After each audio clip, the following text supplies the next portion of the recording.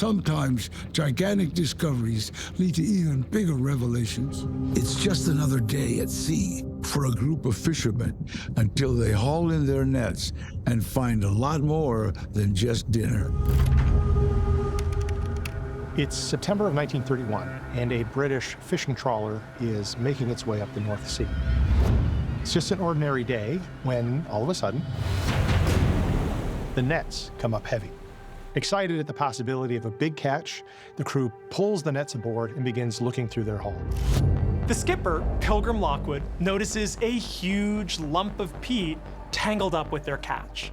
He goes to break it apart with his shovel, but as he does, the shovel clangs against something solid. At first glance, it looks like a chunk of bone. But it's a darker color, and it looks carved, and on one side it has what looks like serrated, jagged teeth. Whatever it is, it doesn't look natural. The skipper sends his strange find to the British Museum for more insight. The researchers examine the object and realize that it's a prehistoric weapon that's carved out of red deer antler. It would have been lashed end to end with another antler and used as a harpoon. Researchers date the tool to the late Mesolithic era, sometime between 10,000 and 4,000 BC. Everything seems to check out, except for the fact that it was found so far out and so deep underwater. Mesolithic people were skilled hunters with sophisticated tools like this harpoon. But they were not skilled mariners. They had no way of venturing far from shore. That's when archaeologist Graham Clark proposes a radical theory. Maybe that spot in the North Sea used to be dry land. Up to now, everyone had assumed that there had always been a sea between Great Britain and continental Europe. But Clark suggests maybe that's wrong. Maybe thousands of years ago, this was land. The following year, a test of the peat found with the harpoon gives Clark's theory a boost. Further analysis shows that it formed in fresh water, not salt water, confirming the weapon was lost on land. In the ensuing decades, more evidence comes in, providing more support for this theory. Fishermen begin to pull up bones from a variety of land animals: hippos, bears, woolly rhinos, saber-toothed cats. They find more stone tools and even pieces of a Neanderthal skull. After decades of clues, the mystery comes into sharper focus when researchers manage to extract DNA from the ancient skull. Turns out he was a young man who was a meat eater with a stocky build, and he lived about 60,000 years ago. The incredible discovery leads researchers to name the area Doggerland after a nearby sandbar. But the real breakthrough comes when oil and gas companies lend a surprising hand. Using underwater survey data, they are able to create detailed 3D models of the seabed.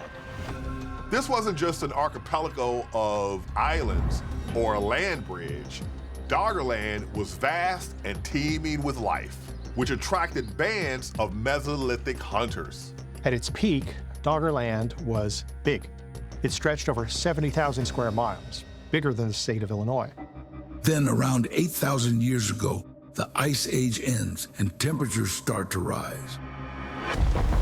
Glaciers begin to melt and water levels rise. And over the next 3,500 years, Doggerland slowly disappears beneath the sea, causing its people to have to relocate.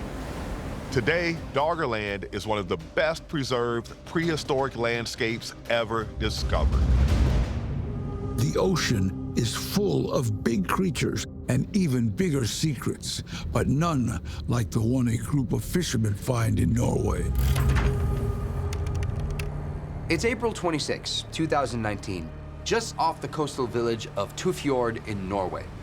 You have a group of fishermen that are on their boat, and before long, they feel something colliding with the side of their ship. One of the men on board looks down in the water and he sees a large beluga whale rubbing itself against the side of the boat.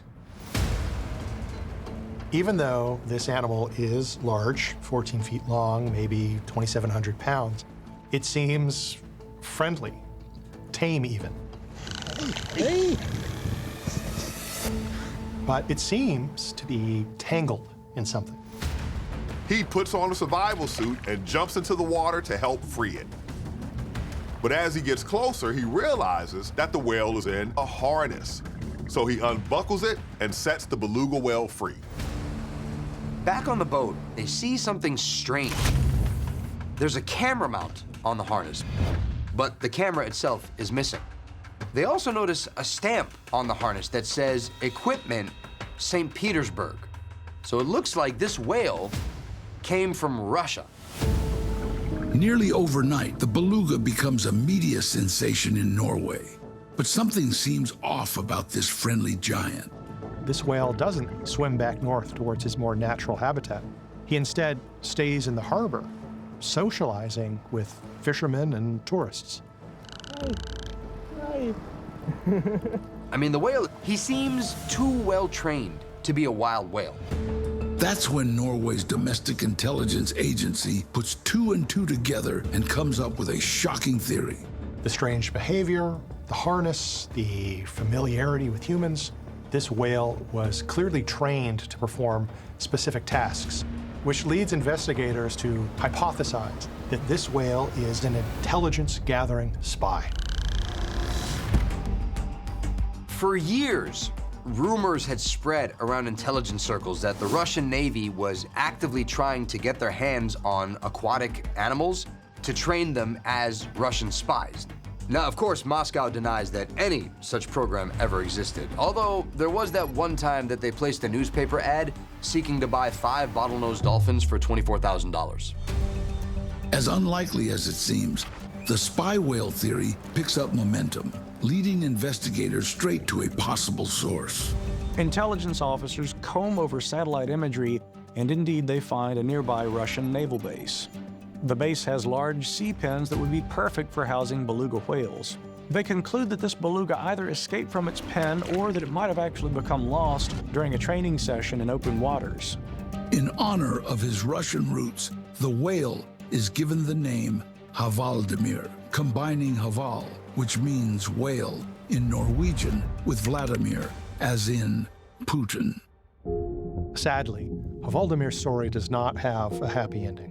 In 2024, his body is discovered floating in Risavika Bay in Norway. Of course, given his purported spy background, rumors begin to fly that he's been taken out by the Russians. But the Norwegian Veterinary Institute does an autopsy and determines that Valdimir died from a bacterial infection. To this day, Russia has neither confirmed nor denied Havaldimir's origins. But one thing is certain, whether he was a runaway spy or just a very confused beluga, this giant whale left behind a legacy that was larger than life.